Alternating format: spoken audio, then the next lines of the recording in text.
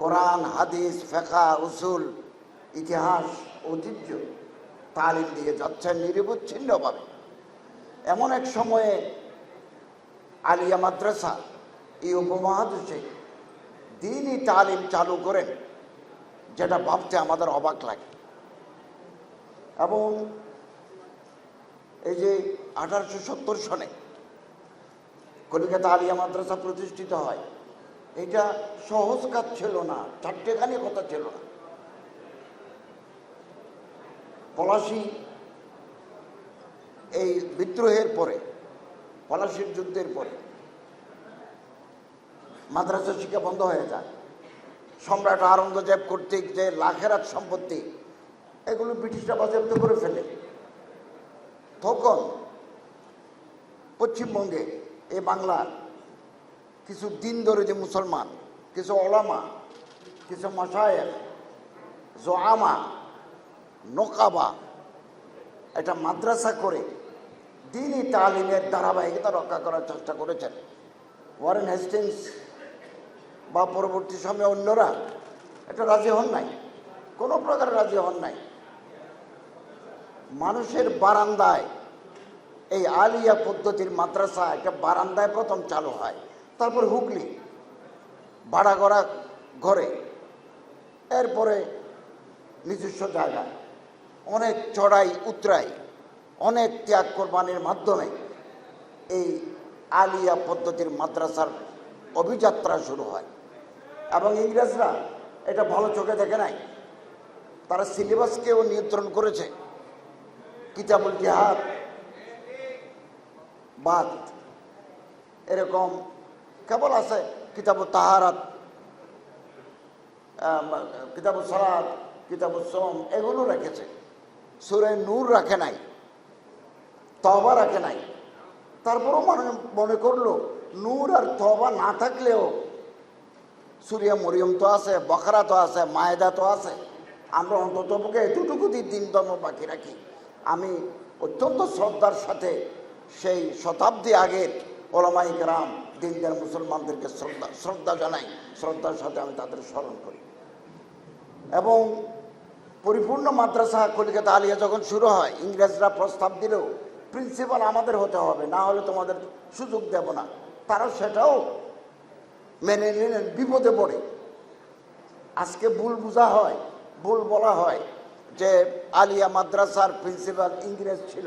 ইংরেজ ছিল এটা অত্যন্ত বাধ্য হয়ে ওনারা করেছিলেন, না হলে মাদ্রাসা টিকে থাকতো না। এবং মাদ্রাসা না থাকলে আমাদের মাথায় টুপি, মুখে দাড়ি, তাহজিব, তমদ্দুন, ধর্ম, মূল্যবোধ সবগুলো বিসর্জন যাবে। মাদ্রাসায় একমাত্র এই মূল্যবোধ টিকিয়ে রেখেছে। তারপরে আমরা লক্ষ্য করেছি বহু বছর পরে আবার শামসুল উলামা বেলায়েত হোসেন সাহেব সহ অনেকে আবার কলিকাতার মাদ্রাসার প্রিন্সিপাল হয়েছেন। 1780 থেকে 1866 সন পর্যন্ত 86 বছর এই ভারতের বুকে কোরআন, হাদিস, ফিকহের যে ঝান্ডা বরদারি করেছেন, তা আলিয়া পদ্ধতির ওলামায়ে কেরাম। 1866 সনে যখন দারুল উলুম দেওবন্দ প্রতিষ্ঠিত হয়, তখন দুই ধারা একসাথে ভারতীয় উপমহাদেশে দ্বীনি শিক্ষার মশাল তারা জ্বালিয়েছেন। এবং আমরা লক্ষ্য করেছি আলিয়া এবং কওমের ভিতরে পারস্পরিক সম্প্রীতি, সৌহার্দ্য, ভালোবাসার একটা বন্ধন ছিল, মেলবন্ধন ছিল। আমি উদাহরণ দিয়ে বলি, হাকিমুল উম্মত হযরত আশরাফ আলী থানভী রহমতুল্লাহ আলাইহির জলিলুল কদর খলিফা হযরত আল্লামা ইসহাক বর্ধমানী কলিকাতা আলিয়া মাদ্রাসার মুহাদ্দিস ছিলেন বহুদিন। আল্লামা জফর আহমদ উসমানী এই ঢাকা আলিয়ার উস্তাদ ছিলেন। মোল্লা ওবায়দুল হক সাহেব খতিব বাইতুল মুকাররম এখানকার উস্তাদ ছিলেন। তারপরে বাইতুল মুকাররমের আরেক খতিব এই যে মুজাদ্দিদি বরকতি, আমিনুল এহসান মুজাদ্দিদি বরকতি, ওনার বাড়ি বিহার, উনি এখানে শিক্ষক ছিলেন, ঢাকা বিশ্ববিদ্যালয়ের শিক্ষক ছিলেন, বাইতুল মুকাররমের খতিব ছিলেন। এবং এইরকম একজন নয়, শত শত দেওবন্দি আলেম আলিয়া পদ্ধতির মাদ্রাসায় এলমে দ্বীনের খেদমত করেছেন। অতএব 250 বছরের আমাদের ইতিহাসের পথ পরিক্রমায় আলিয়া পদ্ধতির মাদ্রাসার অবদান সোনার অক্ষরে লিখে রাখার মতো। এবং আমার কিছু দুঃখও আছে। এখানে প্রফেসর শামসুল আলম সাহেব আছেন, ইসলামী আরবি বিশ্ববিদ্যালয়ের ভাইস চ্যান্সেলর, কারিগরি শিক্ষা বোর্ডের সচিব আছেন, তারপরে মাদ্রাসা বোর্ডের চেয়ারম্যান আছেন, একজন উর্দু কবি আছে আমির আমির তিনি বলছেন, আমির দর্দ দিল कहले जमा है अहबाब दर्द दिल कहले पर इल्तिफाते दिले दोस्ता रहे या न रहे। আজকে বন্ধুদের পেয়েছি, দিলের দরদের কথা বলে ফেলি, পরে আর সুযোগ আসে কি আসে না জানি না। আমি নিজে মাদ্রাসার ছাত্র, এটাই আমার পোশাক। আমি দীর্ঘদিন কলেজে শিক্ষকতা করেছি, 26 ইয়ার, 4 বছর বিশ্ববিদ্যালয়ে শিক্ষকতা করেছি, এটা আমার পোশাক। আমার প্রথম তালিম আলিফ বা তা সা, এরপর আমি দাখিল, আলেম, ফাজেল, কামেল, SSC, BA, honours, MA, MPhil, PhD. মাদ্রাসায় আমার ভিত্তি, এবং আমি যে মাদ্রাসায় পড়েছি, এখন আমি ভাবি এটা আমার জীবনের সর্বশ্রেষ্ঠ অর্জন, সর্বশ্রেষ্ঠ অর্জন। এরপর আমার আধুনিক শিক্ষা এটা আমার যোগ করেছে। এরকম হাজার হাজার ছাত্র এ ঢাকা আলিয়া থেকে ফারেক হয়ে আমাদের সচিবালয়, সেনাবাহিনীর ভিতরে, সরকারের মেশিনারির ভিতরে, ল এনফোর্সিং এজেন্সির ভিতরে তারা কাজ করে যাচ্ছে। ঢাকা আলিয়ার অবদান এটা রিমার্কেবল ইভেন্ট। অনেক অবদান তারা রেখেছেন, অনেক যোগ্য যোগ্য ব্যক্তি এখানে তৈরি হয়েছে। তবে যুগের যুগের চাহিদা অথবা যুগের স্রোতের কারণে কিছুটা আমি কোনোদিন শিক্ষা প্রতিষ্ঠানের ছাত্র রাজনীতি পছন্দ করি না। আমার অনেক আর্টিকেল আছে। আমি নয়া দিগন্তে 2019 থেকে 2024 সাল পর্যন্ত মাসে 4টে করে পোস্ট এডিটোরিয়াল লিখতাম। আমি আমাদের পার্শ্ববর্তী দেশ ভারতে স্টুডেন্ট পলিটিক্স নেই, শিক্ষা প্রতিষ্ঠানে পলিটিক্স নেই, কোনো দেশে নাই, ইউরোপে নাই, অক্সফোর্ডে নাই, ক্যামব্রিজে নাই। আমাদের দেশের রাজনীতিবিদরা ফর দ্য পলিটিক্যাল সেক তারা আমাদের স্টুডেন্টদেরকে ব্যবহার করে। আমার অন্তর কাঁদে। আমি কলেজে শিক্ষকতা করার সময় গতকাল তার ক্লাসে দেখেছি, আজকে তার জানাজা পড়তে গিয়ে আমাদের হৃদয় কাঁদে। ঢাকা বিশ্ববিদ্যালয়ের এক স্টুডেন্ট মারা গেল। অভিভাবক বলছে 2 বছর আগে একটা তাজা প্রাণ ঢাকা বিশ্ববিদ্যালয়ের শিক্ষা গ্রহণের জন্য দিয়ে গেলাম, আজকে কফিনে করে তার লাশ নিয়ে যাচ্ছি। এই দুঃখ, এই বেদনা প্রকাশের ভাষা নাই। আমরা কোনোদিন আমাদের শিক্ষা প্রতিষ্ঠানে এই নৈরাজ্য চাই না। মেডিকেল কলেজে যে কেউ ভর্তি হতে পারে না। চট্টগ্রাম মেডিকেল কলেজে এক ছাত্র আর এক গ্রুপের ছাত্রকে মেরে মাথার যে খুলি স্কাল এটা ভেঙে দিয়েছে। তারপরে ব্যান্ডেজ করে উপরে লেখা আছে হাত দিয়েন না, মাথায় হাট নাই, হাড্ডি নাই। কি আমাদের এই শিক্ষা প্রতিষ্ঠানে স্টুডেন্ট পলিটিক্স নামের দুর্বৃত্তপনা বন্ধ করে দিতে হবে। এবং আমি ঢাকা আলিয়ায় ছাত্র সংঘাত হয়েছে, তারিখ আপনি আপকো দোহরাতি হ্যায়, হিস্ট্রি রিপিটস ইটসেলফ। আমরা কোনোদিন কামনা করি নাই ঢাকা আলিয়ায় 2 গ্রুপের স্টুডেন্টের ভিতরে সংঘাত হয়েছে এই ঢাকা আলিয়ায়।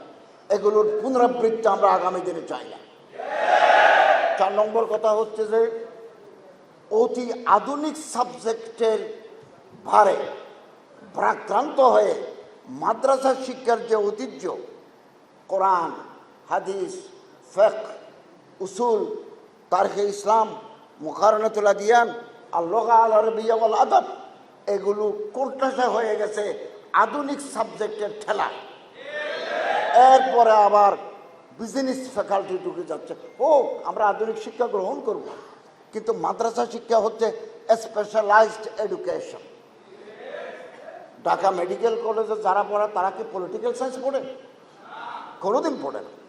বুয়েটে যারা পড়ে তারা কি ইকোনমিক্স পড়ে? মাদ্রাসা হচ্ছে যে আলেম তৈরির কারখানা। মুতাবাহহার আলেম দ্বীন ফিল কুরআন ওয়াল হাদিস ওয়াল উসুল ওয়াল আকায়েদ ওয়াল তারিখ আল ইসলামী ওয়াল মাযাহিব আল আরবা। আমাদেরকে বারবার এগুলো চাপ দিই। এখন আমি একদিন প্রফেসর শামসুল আলম সাহেবের বক্তব্য শুনেছি, মাদ্রাসা বোর্ডের চেয়ারম্যান মহোদয়ের বক্তব্য শুনেছি একটা অনুষ্ঠানে। আমি হতবাক হয়ে গেছি। আমি কামিল পাস করার পরে, এমএ পাস করার পরে 4 বছর একটা আলিয়া মাদ্রাসার প্রভাষক ছিলাম। এরপরে আমি কলেজে 26 বছর, এরপরে ইন্টারন্যাশনাল ইসলামিক ইউনিভার্সিটিতে 2 বছর। এক শব্দ আরবি জানে না। তাহলে হুজুর কাকে বলে? হুজুর মানে টুপি, হুজুর মানে লম্বা দাড়ি, হুজুর মানে কুর্তা, হুজুর মানে আরবি। তো ওনারা তো আরবি জানেন না বিলকুল। আমি এখানে দায়িত্বশীল ব্যক্তিরা আছেন, মাদ্রাসা বোর্ডের চেয়ারম্যান আছেন, কারিগরি বোর্ডের সচিব আছেন, আলিয়া মাদ্রাসার প্রিন্সিপাল মহোদয় আছেন, মাননীয় উপদেষ্টা আছেন, ভাইস চ্যান্সেলর মহোদয় আছেন। আরবির উপর আমরা জোর দিই। আল আরবিয়া হিয়া লুগাতুল কোরআন ও লুগাতুল হাদিস। এবং এই লুগাতুল উলুমিল মারিফা ওয়াল হাদিসা ও উলুমিল আসরিয়া। আরবি ছাড়া আপনি কোরআনের তাফসীর, হাদিসের শুরুহাত, তানকিহাত, তাওজিহাত, ফিকহ ইসলামী বুঝতে পারবেন না। মাদ্রাসার ছাত্রদের জন্য সারা পৃথিবীতে স্কলারশিপ নিয়ে ইউনিভার্সিটিগুলো বসে আছে। কেবল আমার ভাষা জানা দরকার, আরবি, ইংরেজি, এই সমস্ত ভাষা যদি আমরা জানি, আন্তর্জাতিক ইউনিভার্সিটিতে আপনি স্কলারশিপ নিয়ে পড়তে পারেন। আপনারা জানেন আমি 15 দিন আগে ইসলামাবাদ থেকে আসছি, রাষ্ট্রীয় দাওয়াতে গেছি। Federal government of Pakistan 500 scholarship দিয়েছে বাংলাদেশের জন্য। 100 হচ্ছে পিএইচডি, 600 আন্ডার গ্রাজুয়েট, এর মধ্যে 100 মেডিকেল। এরপর আমি লাহোর ইউনিভার্সিটিতে গেছি, ওয়াইসি কমস্টেক সেক্রেটারিয়েটে গেছি, বক্তৃতা করেছি। ওনারা 100 স্কলারশিপ দিচ্ছেন লাহোর ইউনিভার্সিটির মাধ্যমে। আপনি মাদ্রাসার কোরআন, হাদিস, ফিকহ, মুকারানা যে কোনো ডিসিপ্লিনের উপরে বিদেশি স্কলারশিপ নিয়ে আপনি পড়াশোনা করতে পারবেন, তার কিতেও পড়তে পারবেন আপনি, প্রচুর স্কলারশিপ। এর জন্য আমার আরবি জানা দরকার, ইংরেজি জানা দরকার। আমি অনুরোধ করব আরবির উপর জোর দেন, প্রয়োজনে স্পেশাল ক্লাস নিয়ে আমাদের ছেলেরা যাতে ভালো আরবি জানে। বাংলা আমার মাতৃভাষা, সেটা জানতে হবে, ইংরেজি আন্তর্জাতিক ভাষা জানতে হবে। এই 2 ভাষা যারা জানে, ইংলিশ, আরবিক, তার দাম তো তোলা তোলা।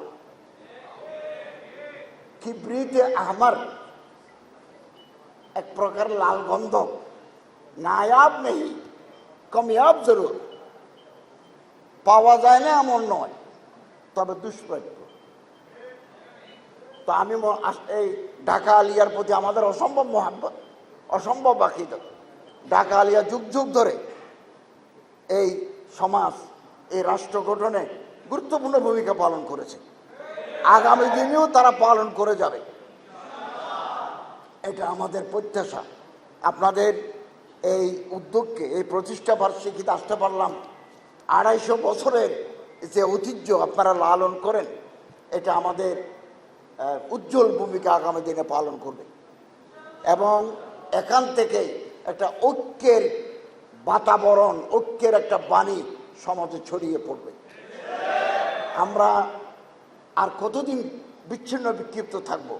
In spite of our petty differences, we must be united under the banner of কালেমায়ে Taiyaba. আমাদের মাযহাব, মাশরাফ, মাসলাক ভিন্ন ভিন্ন হতে পারে। আমি বুকের উপর হাত বাঁধি, আপনি নাভির উপর বাঁধেন। হতে পারে আপনার পীর একজন, আমার পীর একজন, কিন্তু এক জায়গায় গিয়ে আমার এবং আপনার ঐক্য আছে, মিল আছে। সেটা হচ্ছে আমাদের আল্লাহ এক, আমাদের কোরআন এক, আমাদের কেবলা এক, এইগুলোই আমাদেরকে এক প্ল্যাটফর্মে নিয়ে আসবে।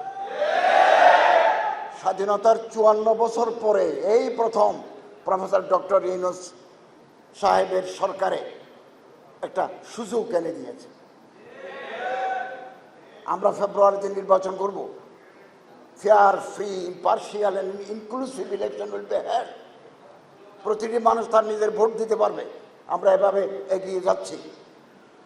ভোট হবে দিনের বেলা, রাতে নয়। আমরা একটা ইলেকটেড গভর্নমেন্টের হাতে ক্ষমতা দিয়ে দায়িত্ব হস্তান্তর করে আমরা পুরোনো ঠিকানায় ফিরে যাব।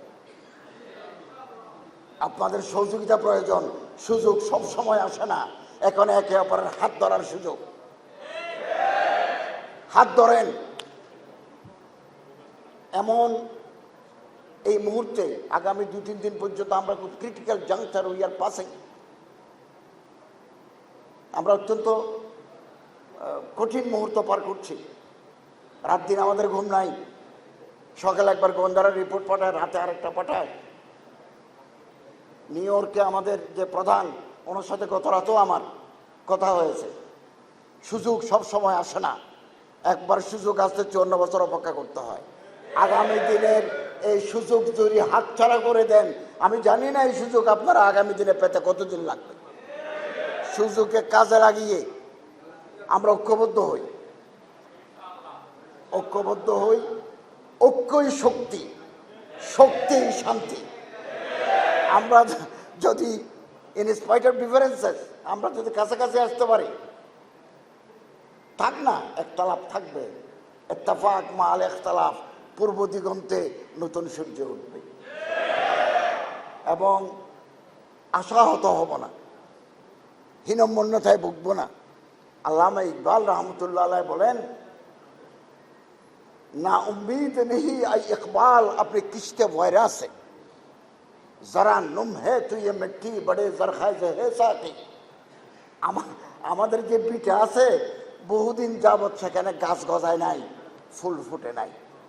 একটু পানি দিতে পারলে, যারা নুম হোক, একটু সিক্ত করে দিতে পারলে, ত্যাগ ঐক্য একটু ভিজিয়ে দিতে পারলে নতুন ফুল ফুটবে, নতুন গাছ উদ্গত হবে।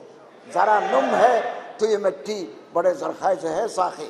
আমি আপনাদেরকে আবার অভিনন্দন জানাই। আমার ব্রাহ্মণবাড়িয়ায় 2-3টা প্রোগ্রাম আছে।